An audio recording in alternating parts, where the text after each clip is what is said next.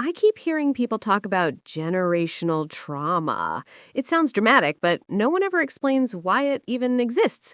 Why can't each generation just start fresh?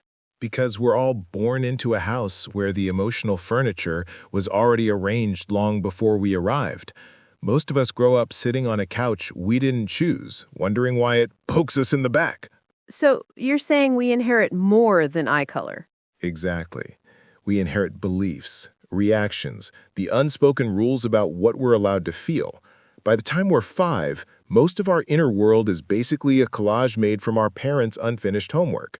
That sounds uncomfortable. It is. And here's the funny part.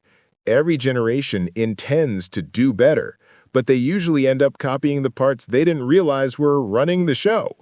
It's like everyone's trying to rewrite the family script, but the old lines are still printed on the back of their eyelids. Why don't people notice they're doing that? Because most of us think what we grew up with is normal. When your family's emotional weather forecast has always predicted storms, you assume thunder is just part of life. You don't question it until you meet someone whose childhood didn't sound like background construction noise.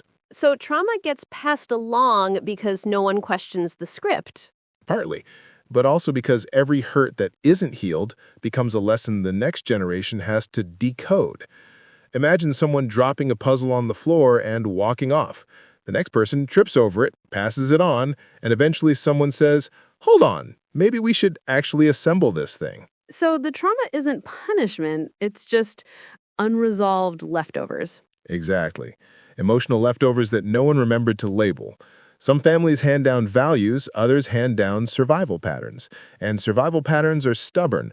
Once fear teaches someone how to navigate the world, they assume the world is built that way. So the cycle ends when someone finally stops and looks at what they're carrying. Right.